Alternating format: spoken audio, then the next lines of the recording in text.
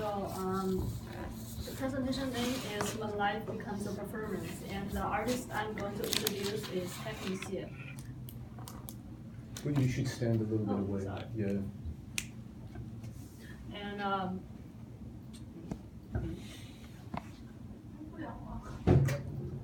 Uh-oh. Yeah. Okay.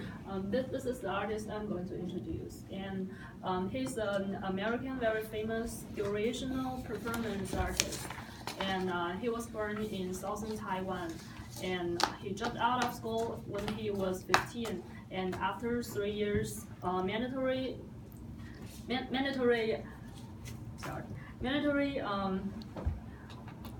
military service, and he thought that freedom is an illusion, so then he just wanted to do something in art to show people what he was thinking. So he just came to America illegally, and then he settled down in New York and started his life of durational performance of art. And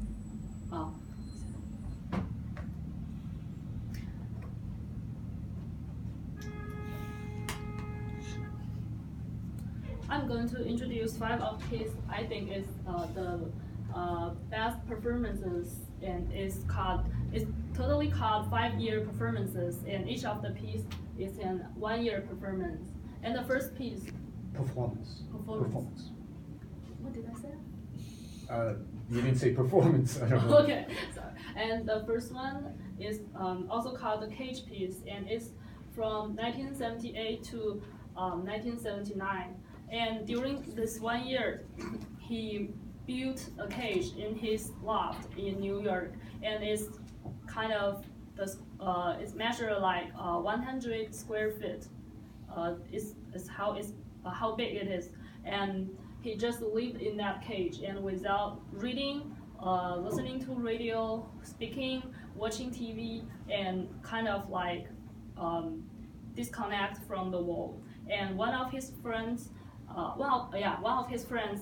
just came to give him his necessities. When he lived in that cage, and just cleaned up for him and took photos to document what he was doing. And after this 1-year piece, he just kind of like because he just kind of like doing nothing in that cage, and he felt that emptiness is what just occupied his mind during that 1 year. And this is the second year performance. Is from like during 1980 to 1981. It's also called time clock piece. What he did in that year is he was punching a time clock every hour, and he just took photos to document it. And he also shaved his head when he at the first time he did this. And during the 1 year, he never did a haircut. And you can see the photographs, and it finally kind of like took thousands or like thousands, more than 1,000 I think, photographs, and it finally became a more than 6 minutes video. And you can see from the pictures, he always stand at the same position and with a expressless face, and his hair just grew out during the time. He did this 24 hours, every hour? Yeah, every hour. He just like 1 o'clock and he punch it. Yes, 2 o'clock he punch it, and he just do it very accurately. Yeah. Yeah, that's the meaning of the performance. He just supposed not to have a good sleep. So just that's. He does look a little tired. Yeah, he said he was really tired after this, because kind of like he never had a good rest, and but that's kind of the point of his work. Deprivation. He wanted his body to suffer from the pain.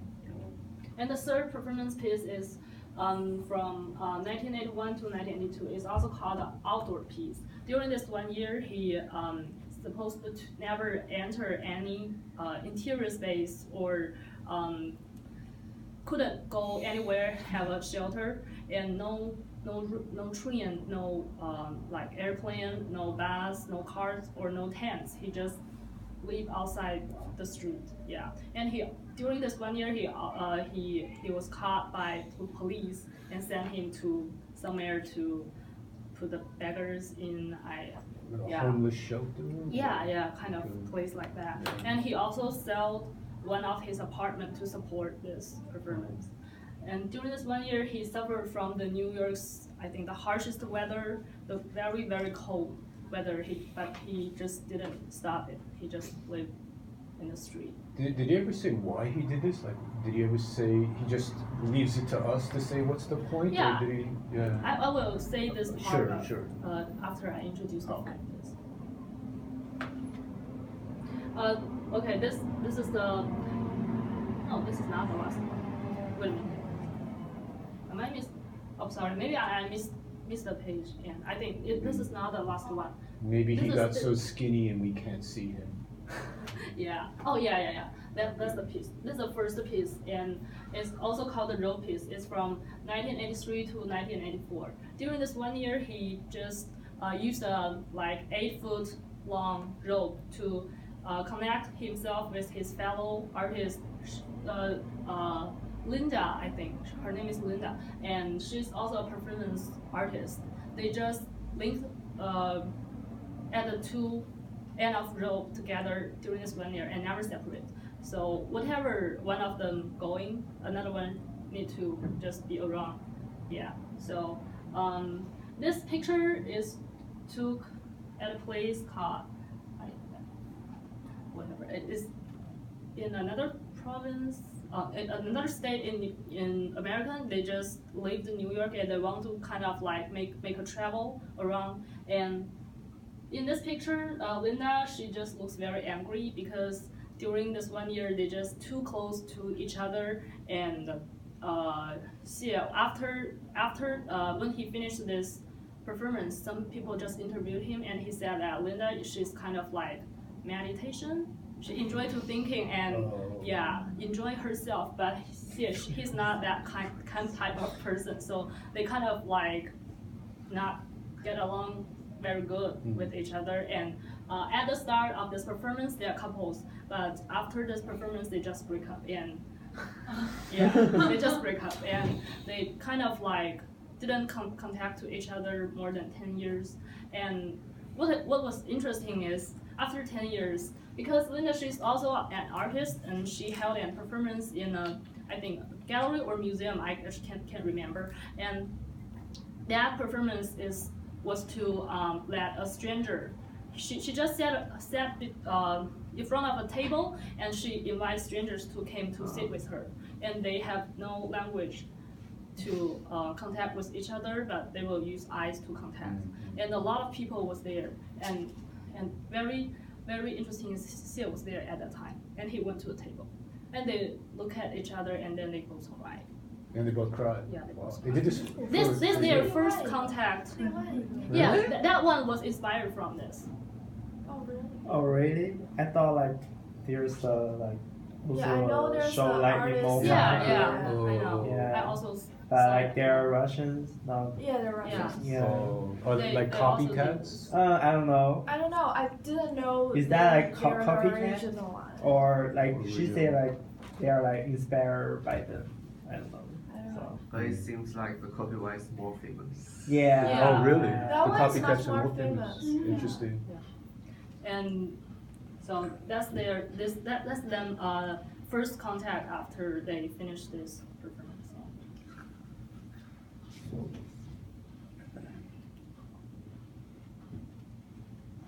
The first one, they don't have images, so I will just introduce it. It's just called No Art Performance.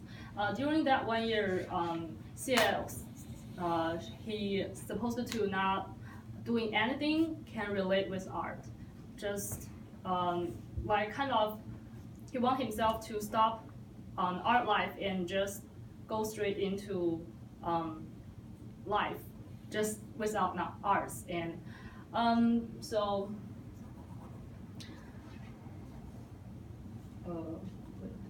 yeah, he just like himself to disappear from the art. Oh, so will you be able? Okay, maybe 3-4 minutes. Yeah. Okay.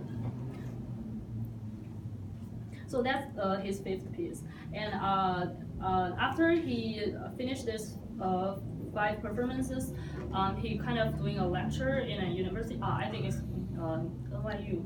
Yeah, NYU, and for the art college, he did a lecture, and some people just asked him what the most impact of him from his works, and he just skirted that question and emphasized his concept of the definition about art life and just life. He wants to make people think about the boundary between these two, and he just, I think why he just skirted this question, because he doesn't want to use his own feelings to narrow down what his audience everyone has their own interpretation of his work, so he just doesn't want his feeling to. He kept it very ambiguous. Yeah. So he just use his experience of life to show people what he is thinking, but we'll never know what is that. And what he's discussed is kind of like relate to Zen Buddhism. Zen Buddhism. Yeah, this is from a comment who comments on. Yeah, some people who comment on his work, they think it's kind of like related to Zen Buddhism, like the way he make people think. He just don't show it directly, like drawing an art or something. He just use his experience to inspire people. And another thing I want to say that after he's suffering himself, like from all the performances, he like gradually eliminated himself from the concentration and from the shelter, the privacy, the art, and finally he just eliminated himself from the audience. He stopped, like kind of like retired from doing art since 2000. Yeah, and he just disappeared, like yeah, in the art.